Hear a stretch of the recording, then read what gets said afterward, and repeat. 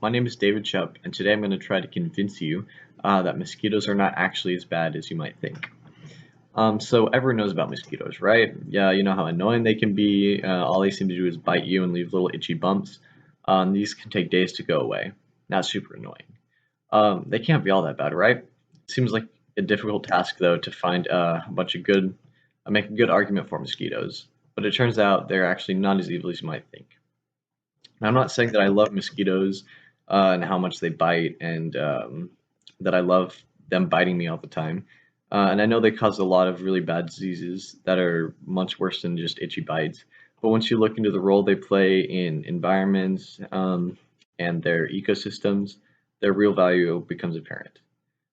They play many important roles, including feeding a large variety of animals and pollinating many species of plants, and have a lot of strange habits I bet you have not heard of. So let me start by explaining the most obvious beneficial role that mosquitoes play, which is being a major food source. Mosquitoes provide food for many species of fish, birds, bats, reptiles, other insects like dragonflies, and even other types of mosquitoes. There are such large numbers of these mosquitoes that they make up the majority of some of these animals' diets.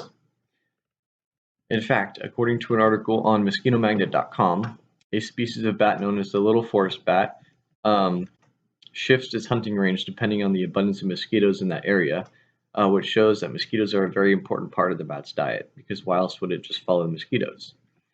Mosquitoes' impact isn't limited to terrestrial environments, however, which means like on land.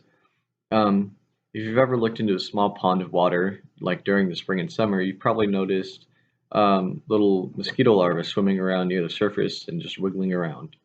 These larvae provide food for fish and lots of other aquatic animals. Because so many of them are eaten before reaching adulthood, the females must lay a bunch of extra eggs to make up for the amount eaten. This means that there is always an abundance of mosquito larvae for aquatic organisms to eat.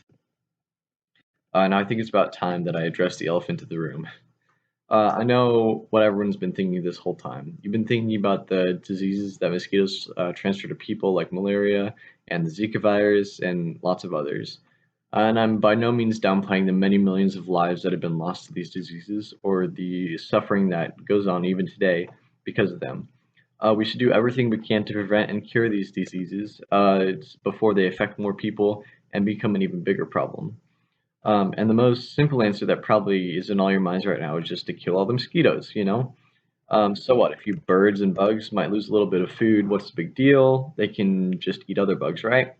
Well, actually, you couldn't be further from the truth. According to phys.org, removing mosquitoes from an area could be very dangerous for the food chain because they are such large contributors to the biomass of that environment. There would be no point in killing all the mosquitoes anyway because like only a small percentage of the thousands of mosquito species actually transfer diseases to people. Um, this website also says that scientists are already working on insecticides that spare the life of the mosquitoes and prevent the spread of disease by affecting their biology to the point where they wouldn't even be able to spread the diseases to us anyway. It just stops them from being able to do that.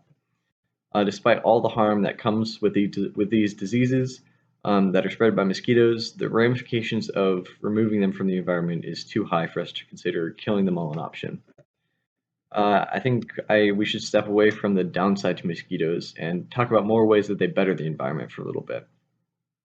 So they are extremely good pollinators and help many plants reproduce.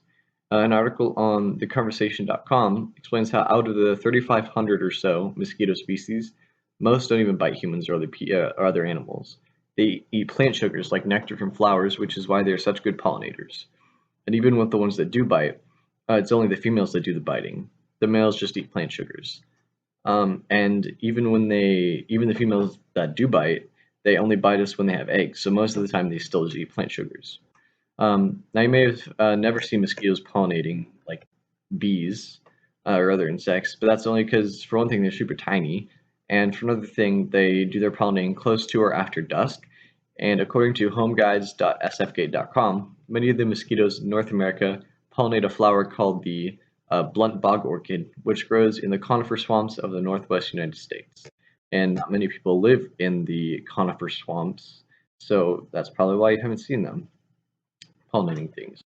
In addition to being beneficial for many organisms, mosquitoes display lots of interesting behaviors that I'm sure that you did not know about before now. Because mosquitoes love sugary liquids, they will get them any way they can.